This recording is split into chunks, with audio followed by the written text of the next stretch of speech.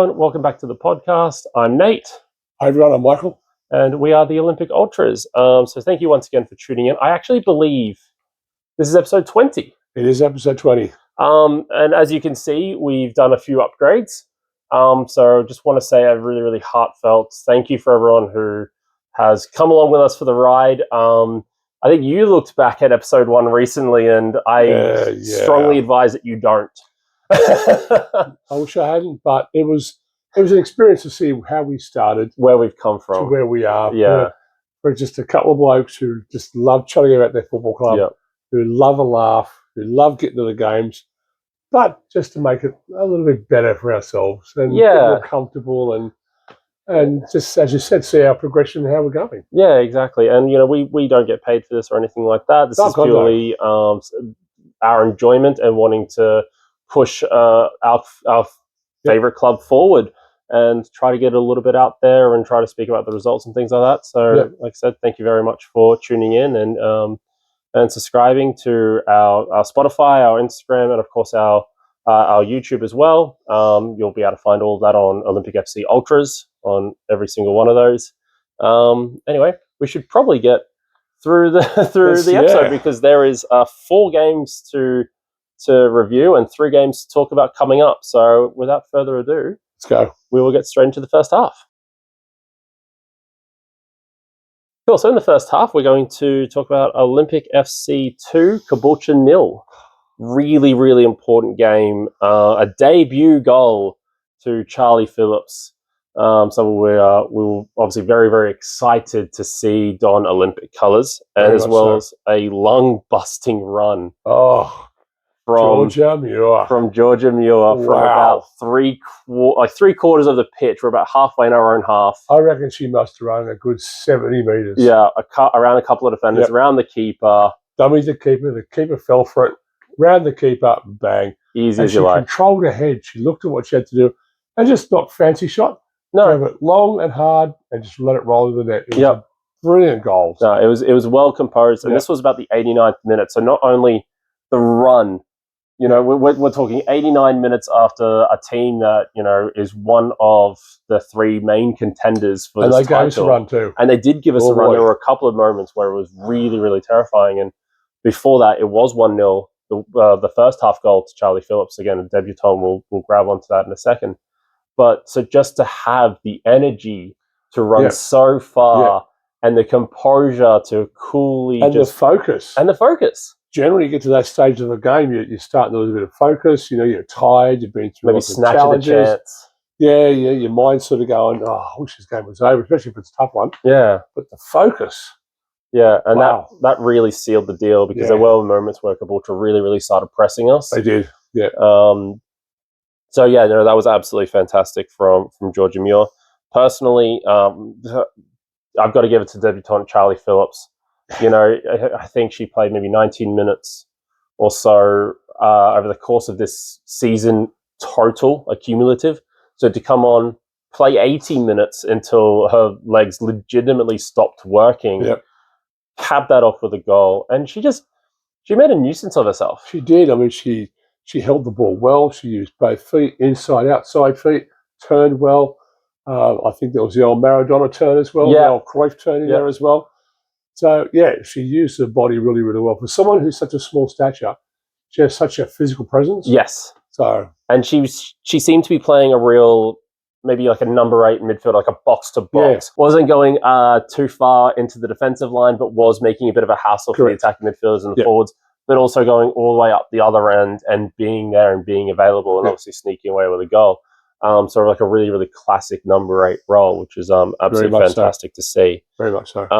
Who impressed you during this? A player who really impresses me every week, and she just doesn't stop, and that's Cleo. Yes. I thought she played really well. Both halves, ran with the ball well, again, made use of herself, drove the ball well. She assisted. I thought she played a really good game. Yeah, and again, really impressed with Cleo. Just another one who silently puts in a shift. Yeah, but I mean, if we talk about that, you can talk about the whole squad. You can. I mean, Swaney, Buzzo. I mean, how many players just go out and do the job and don't get that massive...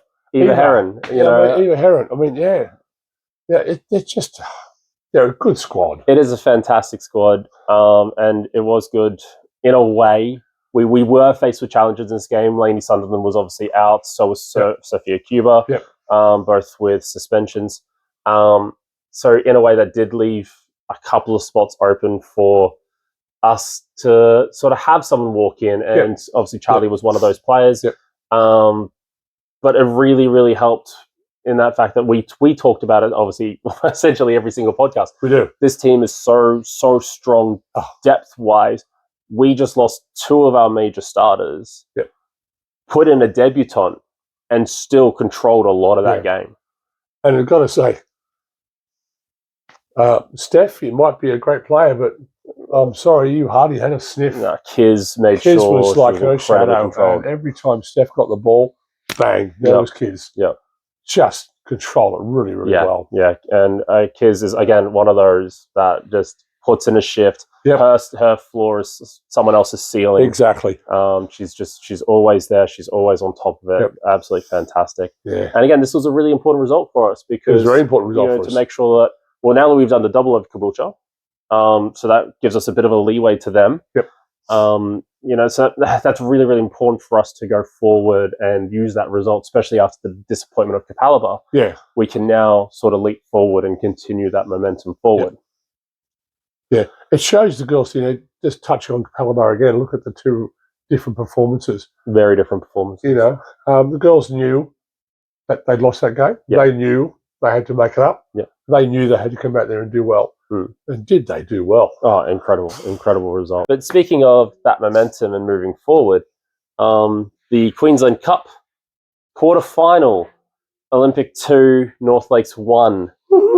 A really hard-fought game, of course, North Lakes being near the south of the NPL ladder, but still an NPL side. They're in the NPL for a reason. Exactly right. It's not just to make up the numbers. They made it there just like everybody else did. Exactly. But girls from Sarah Daly and another very late one to Georgia Muir. She knows how to seal a deal, doesn't she? She does. Which, again, was absolutely fantastic because North Lakes were pushing as well. They pushed hard. They were physical side.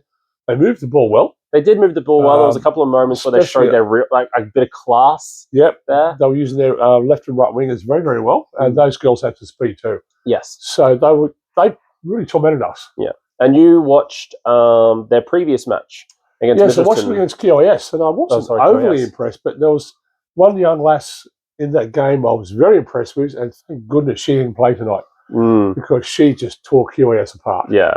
So I was very grateful for that. She's a good player. But yes, of course, that was a massive result for us in our season. It means we're still in the Queensland Cup. The slight worry is we had to play the winner of Eastern Suburbs and Mitchelton, and that was Eastern Suburbs with a 5-1 win over their NPL rivals. So, I mean, no disrespect, but Mitch is not the most prolific.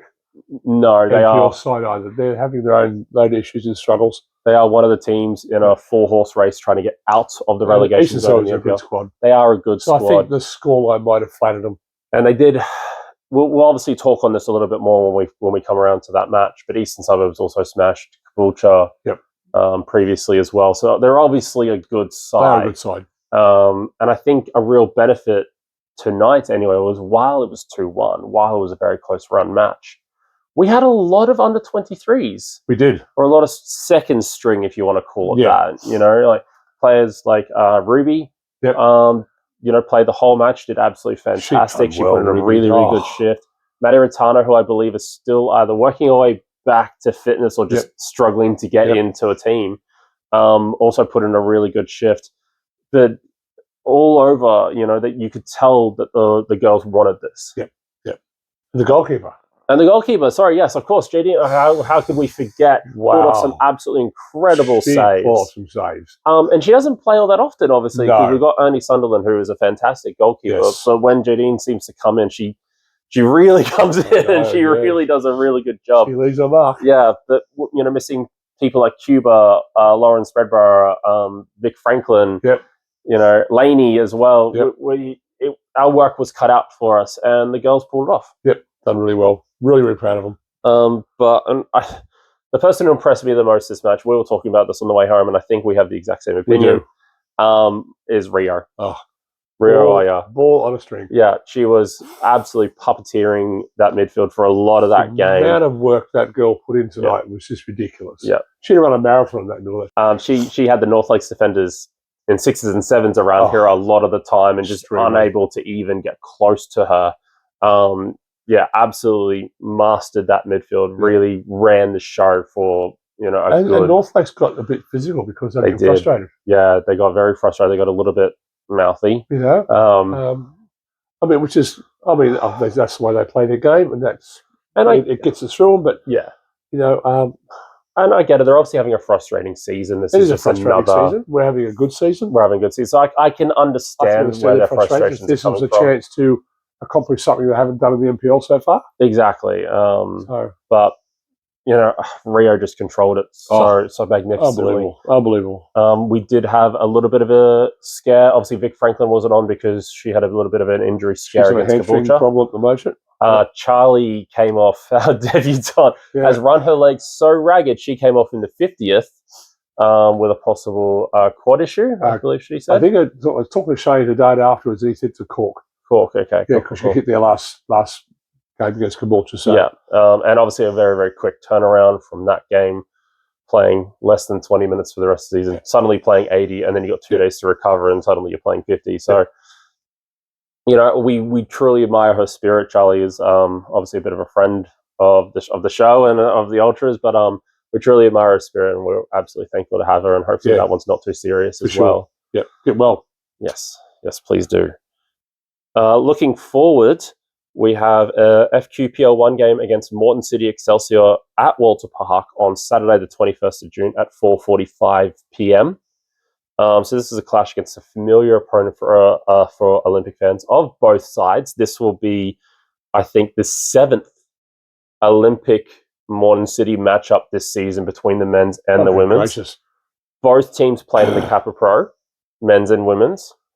Men played them in the Queensland Cup, and obviously the 2 home and away legs for both the men's and the women's. So, getting sick of seeing each other. Yeah, tell me about it. I'm getting sick of seeing Walter Park. We saw it enough a couple of years ago when Goodwin Park was being renovated and the pitch was being relayed.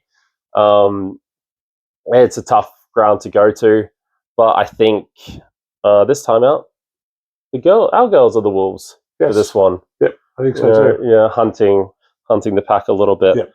Last time out, the women won 3-1 in the Kappa Pro Series and then 4-1 in the league, which were both played at home. So this is the first time the girls will be playing at Walter Park. And honestly, I'm expecting much of the same. Yeah, similar result. I mean, they troubled us for a very, very brief moment. I think the goal we saw coming. Yeah. I think at least in the second match, if I remember correctly, we've seen a lot of matches this season. I think the North Lakes game was our 42nd game this season. I think Taringa Roses would be our 43rd. So forgive us if our memory is a little bit dodgy. One of those matches we conceded very, very early on, I believe the second one. Correct. Because they got wise to our tactics early on. They changed it up, pressed us high. We went down 1-0 very early, and then we ran out eventual winners through the quality of the team that saw us through. But that being said, Moreton City's come to a bit of form lately. So they've had 3 wins and 2 losses in their last 5, including a 2-0 loss to Grange Thistle, who have shot up the ladder. I'm not sure if you've seen it later. No, I think they're in 4th at the moment. Wow. They've shot up the ladder. So kind of makes me feel better about how we struggled against them at home. Yeah. A 3-1 win over Logan Lightning, a 5-1 win over Peninsula Power, a 6-0 thrashing against Capalaba, and then a 4-3 hard-fought win against North Brisbane, which leaves them currently in 6th place with 4 wins out of 9, 19 goals for, 25 goals against.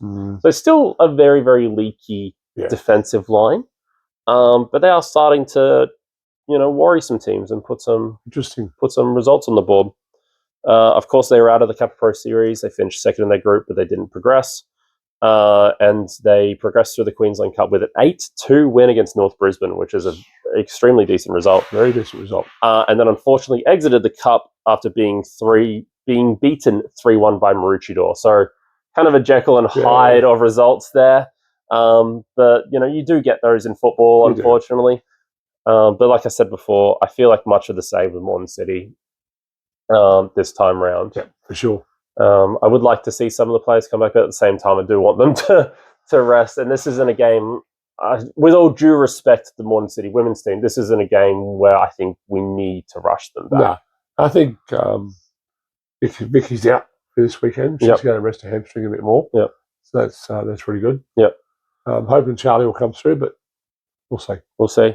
Obviously, Cuba was out tonight. So was Lauren. So hopefully we might see them back. Yep. Because I believe we have the Capra Pro Series semi-final against Capalaba the week after. Yeah. Well, Laney's due back as well. Laney's also due back. So hopefully we can get some game time under some of our returning stars. Yep. And, rest up the ones that need to be rested up for such a big game coming up. No, it's a good rotational squad at the moment. Yeah, absolutely fantastic. And as we've talked about before, the strength and depth in our team is absolutely fantastic. So we are able to rest and rotate. And things like tonight, I definitely, if you'd asked me, I definitely would not have played so many changed 11 for an NPL side wherever they are on the ladder. But Cam's the coach, and he pulled it out. I mean, look, Cam and the backroom staff have obviously done their homework. Yep. They've looked at what they've got in front of them. Yeah, we can do this. They put out a side they thought was going to be strong, and they did. And they were strong. They proved us wrong. Yeah. I'm happy to be proven wrong. I'm very happy to be proven wrong in these sort of situations. Bloody oath. And if you've ever come down to Goodman Park and watched the women's team, you'll notice that Cam is exceptionally. He's very understanding. He's very composed. We go 1-0 down. He does not scream. He doesn't get angry. He doesn't get upset. It's all back to the game plan. Let's move forward. Let's go. We know what we need to do. Actually, I don't think I've ever seen him go angry. I don't think I've ever seen him even raise his voice, really, at least in anger. No. It was obviously raised his voice to try to get his point message across the pitch. But no, even when we have gone 1-0 down, even against Capalaba, his messaging was positive, was bright. It wasn't aggressive to our girls or anything like that. So shows you the caliber of his coaching ability and exactly right, and the person that he is. Yes, yeah, exactly right, and absolutely fantastic coach for the team that we need right now. For sure. All right, fantastic. So just a quick reminder of that one. So that one is in the league at Walter Park on Saturday, the 21st of June at 4:45. Obviously, the 23s will be playing before that, so make sure you get down there and support the girls. Yep, cool. And then on to the second half. Alrighty, so kicking off on the second half, we need to talk about Olympic FC 3, Eastern Suburbs 3. What a game of football. Yeah, extremely. Wow. I think if we were neutral, that would have been a fantastic game to watch. Neutral, it would have been a brilliant game. It would have been worth your $5 getting in there. It definitely would have. Man, what a match. So Lathan Dunn and Daniel Leck put us ahead. A few defensive lapses and some concentration lapses at the very end of the first half, and then early in the second half. That first 15 minutes that we can't control the second half. Yeah, we seem to have this, I don't know what it is. And I've heard other people say it. Yeah. That we have this lapse of concentration as soon as we go out from the dressing rooms. But, and what we've always said, if we can hold that first 15 and 20 and don't concede, we'll come out on top. We'll do really, really well for the rest of the game. Because then we seem to go, what the hell are we doing? Yeah.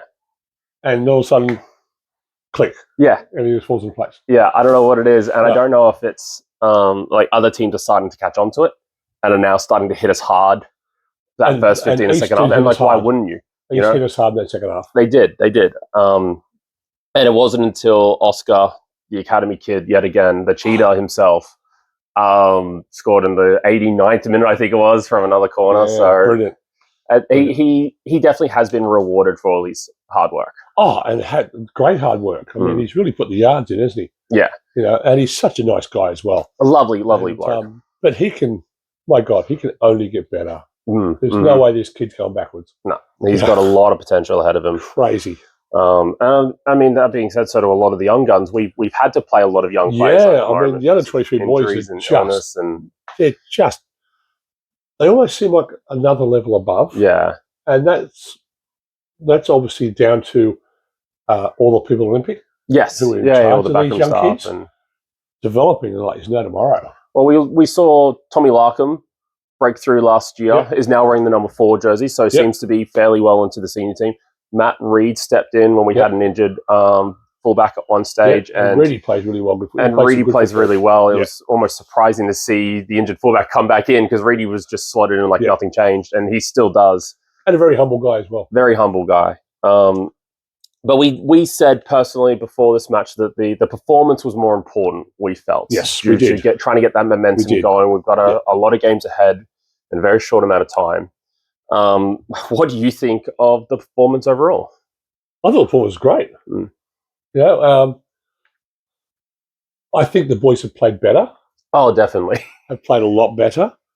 But again, the number of games we've played, the number of injuries we've had, the number of illnesses we've had, I thought it was a great effort. I think if you look at the result on paper, it looks maybe not a great result. If you take in all the extra bits of context, the fact that we weren't playing a full strength, we've had a lot of illnesses and injuries, and despite how packed the season was, we had, this was our first game for or maybe our second game for like 2.5 weeks. Yeah. So it felt a little bit weird almost to say that. Absolutely. And then you add in the fact that we lost to Eastern Suburbs last time. They've got a really, really good team. Yeah, they've got a good keeper. They went back 5 to begin with because they expected us to hit them hard. Yep. And that caused a lot of problems too, because we get in that final third, and all of a sudden there's like a bus park there. Yeah, exactly right. We go. Yeah, exactly right. And they hit us on the counter a couple of times, and it was defensive lapses more than anything. Like I don't think much like the same one. Again, this could be you could call bias on me, and I'd probably agree with you. But much like the first game, they didn't really outplay us. No. It was our own fault this time that we conceded those goals. But looking at the balance of it, a draw was probably... I thought it was a good result. Yeah. I was good. I was quite relieved. Yeah. Because, as I said, East gave it to us. They really gave it to us. Yeah. But the boys, again, rose to the occasion, dug deep. Yeah. Knew they had a job to do, and they done it. Yeah, and they did. So. Daniel Leck, for me, was someone who really stood out. He was... He's always fantastic, Daniel Leck. He's always such a good player. He lives with such a high expectation on himself. Yeah, I think sometimes too high. Sometimes too high. Because he doesn't need to think that high because he's a damn good player. He's a damn good player. Very much, I think I made the comment about Kiz earlier in the podcast about, her floor is someone else's ceiling. Yeah. That's Daniel Leck. Daniel Leck. And he's always pulling us forward, Yep. So I scored a peach of a free kick. Yeah. He's got a fantastic free kick in this game. But he's someone I do really, really admire, and he's just someone who's just... Oh, for sure. Doesn't seem to have bad games. No, and if he does, does he punish himself? He does. A bad game for himself is when he doesn't score a hat-trick, unfortunately. He's controlling. He controls the ball well. He controls the players well. He's got that real drive, that real intensity. He just gives 100% every game. Yeah. He's such a great player. He is, and he plays with his heart on his sleeve. He does. Don't you dare touch another Olympic player when he's on the pitch. No, because he'll have us to deal with. Yes, of course. All right, so moving on to the Queensland Cup and Australia Cup preliminary against Taringa Rovers. A very nervy, in the end, 1-0 victory. Another goal by Daniel Leck, a header at the back post. Just very cool and composed. Yeah, Johnny on the spot, wasn't he? Yeah. He just happened to be in the right spot. And the ball was sitting on that right-hand side. He just floated in. Yep. Kept himself on side. Kept himself in the danger zone as well. As long as went tap. Yep. He gave something for the keeper to think about. The keeper didn't quite control the ball. Daniel Leck's all day. Such a simple-looking goal when you see it. But how vital. But Olympic put up a video of it. Looking at that angle, you can actually watch his movements. Yeah. And you can see him looking down the line, making sure he's staying himself onside, making sure he's staying a good position for the ball to come into, and making sure that he can put a goal away if it does come to him. And it did. And that's what makes him different. That's the experience. Yep. That's the experience of someone like Daniel Leck in our side. The Taringa Rovers, we said that they had nothing. They had everything. Yeah, nothing to lose, everything to play for. And man, they played like it. Wow. And I've got to give it to the Taringa crowd as well. They really spurred. They brought a lot of people across. They were always vocal. Yep. not necessarily the right type of vocal. Some of their opinions and that were a bit astray, but hey, my hat's off to them. Applause. Look, you've got to ask, you don't get. And they done it. They're behind their side. They were encouraging their teammates. Yep. I think it was good support from them. And I will say they weren't rude. No, they weren't rude. No. They don't get me wrong. They were when a player would fall down, hoping for a free kick and things like that. But again, why wouldn't you? But there was they weren't rude. They weren't nasty. They weren't insulting to Olympic. Names, nothing like that. And just pure. Yeah, exactly. Pure. Just wanting to get behind their team and support their team. And that was fantastic to see.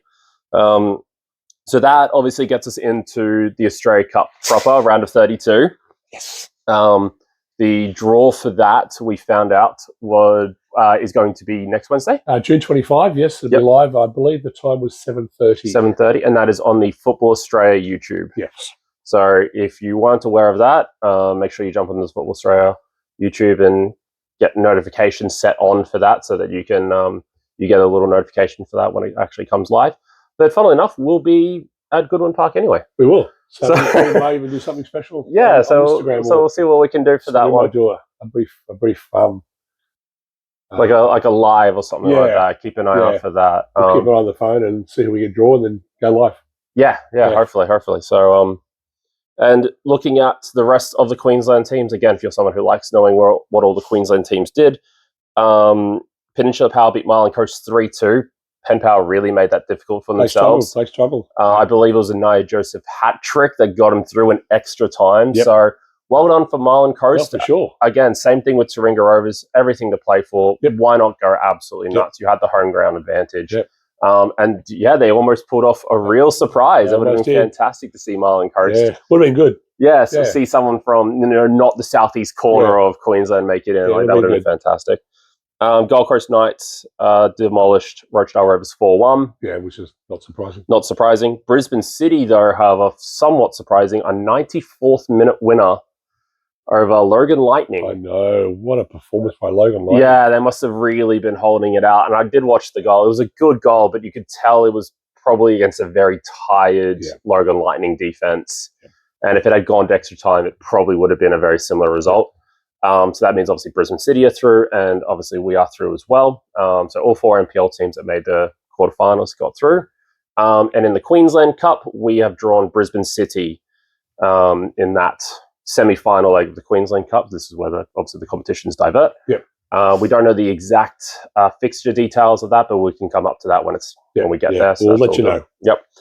But so that'll be a hell of a game as well. Like the old foe, Brisbane City, Yazuri. In the semi-final for a cup as well, so that'll be an absolutely fantastic clash. And let's hope they're not in the best form either.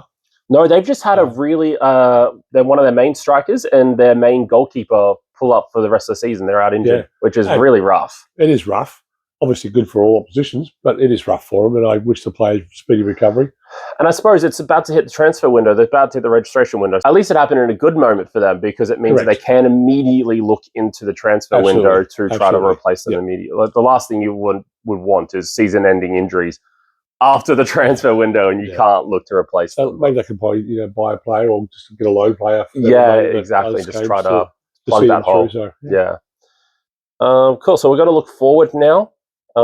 This coming Sunday, we have a game against Gold Coast United all the way down at the Gold Coast at Coplix. Interesting game. Should be an interesting matchup. And we had them at home last time. Yep. And we certainly had their measure last time. Yeah, that was an incredible game. It was a good game. We were all over them that day. They didn't have an answer to us. No, and historically Coplix has been a tough place to go, but coming back home, we've always tried to make that a tough place. And we did last time, a 3-0 win straight after the ex-tropical cyclone, after a lot of games off. I think it was the first game in about 3 or 4 weeks. It's crazy. I don't think anyone expected Olympic to come out the way they did. And they fired all cylinders, didn't they? Just, completely rose to the occasion of football's back. They got all their energy and all the passion behind it and, completely controlled the game. It was brilliant. But this was a 3-0 win after... I think it's the first win from either team for like 5 matches. It historically has been a very, very tight contest. Has been for a long, long time. For a long time between Olympic and Gold Coast United. It's it's always been draws or just a slight win here or there. So to come out and beat them 3-0 last time was a really, really good intent. It was. Notice of our intention. So that was good. It was a good game. They've been on some rocky form. Yep. So they've had 2 wins, 2 draws, and a loss. Funnily enough, in win, draw, loss, draw, win. Yep. So that nice little wave. They did win the Battle of the Gold Coast. They beat the Knights in the NPL. Drew 2-2 with a win on Wolves. Lost in the Capra Pro Series quarterfinal. This is probably the biggest shock result against Brisbane Royal Youth, 4-0, which is a massive shock of a result. Then drew 1-1 with St. George Willawong on St. George's home. That one's not so shocking because St. George is a very tough place to go to. Yeah. And then beat Brisbane City 2-0. So across the 12 matches they've played, they've won 6 of them, drawn 3, lost 3, 19 goals for and against. So good goal scorers, a bit leaky at the back as well. And the teams they've played are not, I don't want to do rude, but not high caliber squads. Yeah. It's in not your Morton 5. Cities or your Gold Coast Knights or... Well, they played Gold Coast. Well, they did play Gold Coast Knights and they did win that one, funnily enough. The Penn Powers and those sort of sides. Yeah. It's a funny result. It's a funny wave, as you said. Yeah, it's a really, really funny, interesting little moment of form they're having. For sure. And the league's really hard to read right now. I don't know if anyone else is focusing on the table as much as we are, but you have teams who have played as little as, I believe, 9 games, possibly now 10, because I think there was another game midweek just the other night. But some teams have played all the way up to 13. Yeah. So it's really hard to read exactly where everyone is right now, and you need to sort of take that into consideration. And the danger of that is those teams who have played 13, those who have played 9, that's 4 games. That's a potential 12 points. Yeah, exactly right. That is a lot of football to catch up on. If you win those games, you're sitting first or second. Yeah. Well, Lions is running away with it right now, but they've played 13 games. Yeah. I think we've played 10. Yeah. And so that's again 9 points. That can get us all the right up there again, and suddenly we're in the top 4 race. And you continue to win those games in between those catch-up games. Yeah, it's a big advantage. It's huge. It is. But of course, we have a lot of football to play and a lot of midweek games coming up. We do. The Australia Cup and the Queensland Cup isn't going to help that, but they're important competitions for us to be in, I believe. But again, you look at the gaffer. He's controlling that well. He's pulling players in and out to make sure that balances nicely. Yeah. The backroom staff are all doing really well. So I think we'll be okay. I think we'll survive. Mm-hmm. Yeah, I really do believe we'll survive.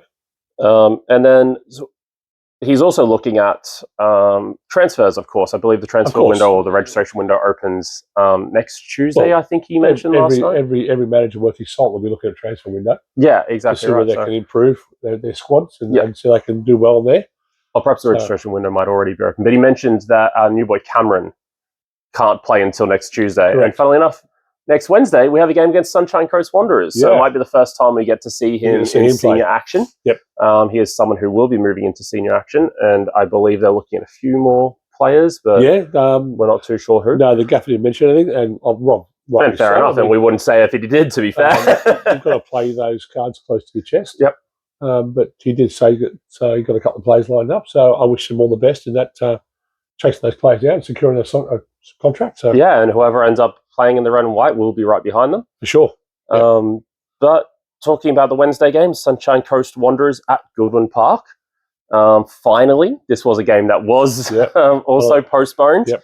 It's very frustrating, I can imagine, for a team that has to travel from somewhere like either the Gold Coast or the Sunshine Coast to come all the way back down to Brisbane Wednesday night. Yeah.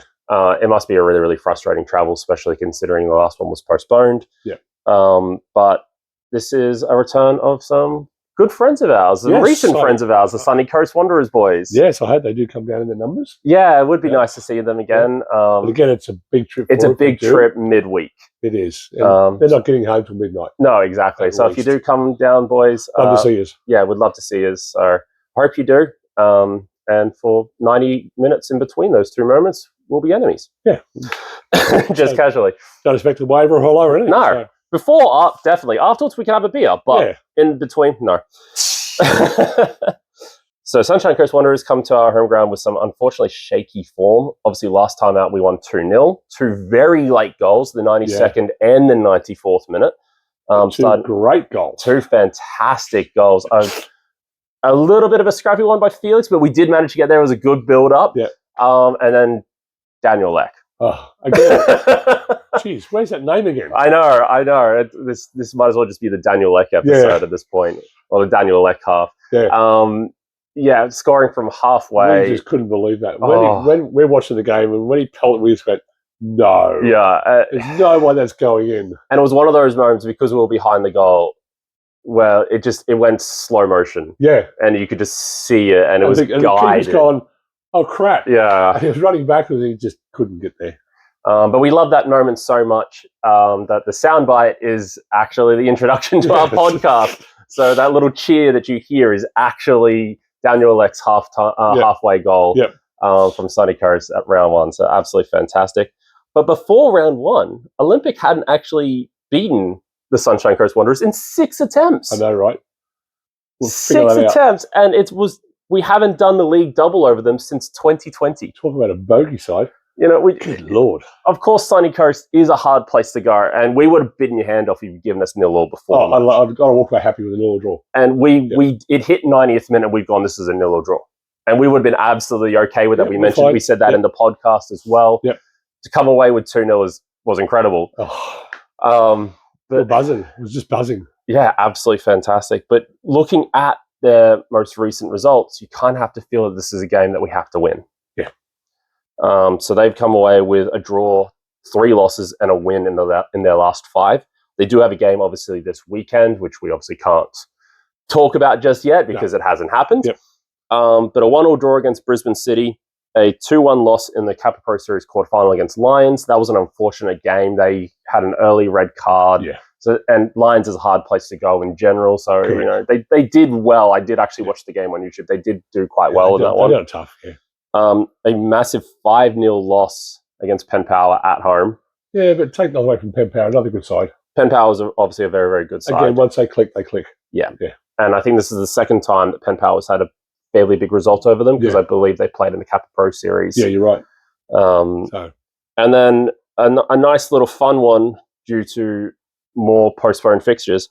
They beat Brisbane Royal Youth 2-1 at home. Then they lost against Brisbane Royal Youth 2-0 away. Fixed 4 days apart. Yeah. Because of all the rained out fixtures. They played each other twice in the same week in the league.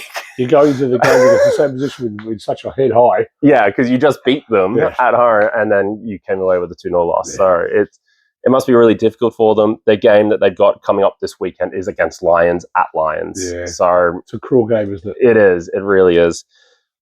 They do unfortunately sit at the bottom of the ladder with 10 games played. Again, you've got that caveat of some teams have played 13, some teams have played 10. So there is a chance of getting out of it? There is a chance. If they do string some really good results together, they can move up that ladder.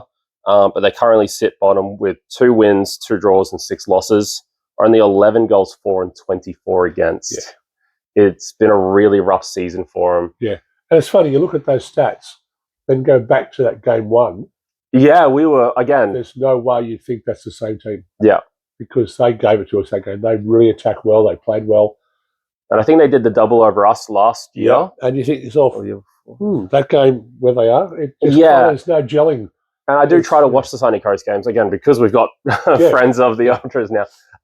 We do try to watch the Sunny Coast games when we get a chance. And they do. They play well. They play good football. They just can't seem to string it together and get that final third and get some goals away or hold it at the back. So it is a shame. And football is a cruel game. It is. I don't think we've talked enough personally. I think it's something that I've been thinking about quite a lot, actually, that this particular league, this year's version of the NPL is so tough. Oh, it's ridiculous. It's so tight. Like even St. George Willawong, who are one of the teams that have been promoted, their ground's so hard to go to. And many teams, Gold Coast Knights recently failed to win there and things like that. So even just a promoted team that doesn't really have all that much money to their name is really holding their own. But that's what you're going to do. You're going to make your home ground a fortress. You're going to make, as soon as that team walks through that gate, they're going to go, crap. Mm-hmm. We're at Goodwin Park or at St. George or we're at Lions.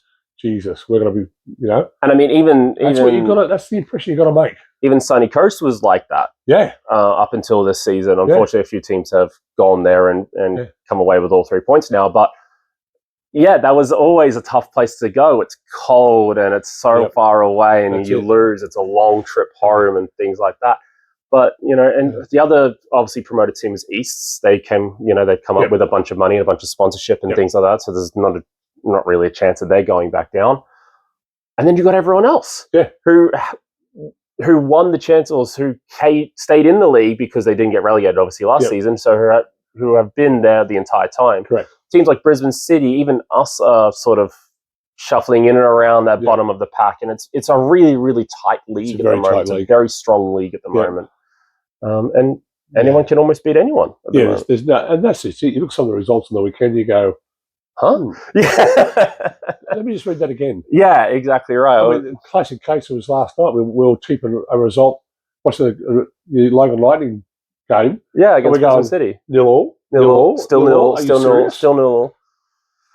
So, it's a weird sport. It is, but that's why we love it. It's one of the many reasons why we love this sport. But yeah, so make sure you keep an eye out for the Australia Cup draw next week. That's obviously one of the big draw cards. I think this is the 5th or 6th time. I think it's the 5th and 2 years in a row. 2 years in a row. Yep. Second time we've done it 2 years in a row. So well done to the club, well done to the boys. Yep, they definitely deserve a lot of the credit, especially Grosman deserves a lot of the credit coming from, the Ben Kahn era to the tumultuous period we had to grab that by the horns and go to the Australia Cup 2 years running. He's done such a great job. He has. And as much as, when you come down to the pointy end of the season, you've got to start looking at, League Cup, Australia Cup, what you want to focus on. I would love to see us win the Queensland Cup simply because I think Grosman and the team deserve it. Oh, God, yes. They have gone through so much. And we've got some players in this team that have gone through grand finals of the past. Yeah. And have felt that real bad taste of defeat. And we've felt it as well as being fans over the years. But they deserve that.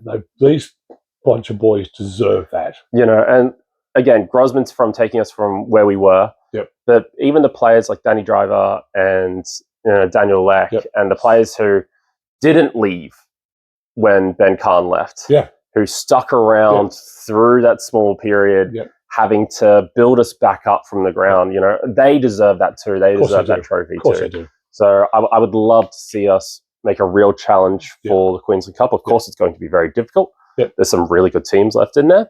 But we do have the ability. We have the ability. We really do. We have the ability. Of course, we've got to remember back to games like Mourne City Excelsior. Yeah. A very, very good team this season. We still managed to beat them 2-1 in the run-up to get to this point. So we can do it. We have the ability and the potential to do it. It's just about making sure we play our game. I believe Louis back. Yeah, Louis should be back. Yep. Any word on Linden? No word on Linden. I haven't had a chat to him about it just yet. But yeah, I think Fumi's got another week or two. Yeah, Hiroshi should be back soon. Hiroshi's back this weekend. And see, we're running these names off. These are first-team players that we are just we're without at the moment. So it goes to show having that ability to making sure that we didn't lose the last two games is really, really important. For sure. People like Jackson Simpkin played 2 lots of 90 minutes 3 days apart. Talk about stepping up. Yeah. I mean, that's a big effort. Didn't complain, just did his job. It's just a game of sport. No, it's not. You get out there and play 90 minutes against someone who wants to kill you. Yeah. It's a tough gig. And again, Eastern Suburbs were playing a really high counter-attacking game. So that's that running back and forth. Taringa Rovers took us to it the entire time. Same way, So there were players there that did play, a lot of minutes in very, very short time. So hats off to you for that as well. For sure. What an effort. But yeah. So it's all starting to really kick off. We're really getting to the pointy end of the season. Yes. We'll find out our round of 32 opponents next week, which is very exciting. I cannot wait. Wish I could time travel. Yeah, me too. Very, very exciting. Looking forward to it. And we will see you at the next Olympic game. There.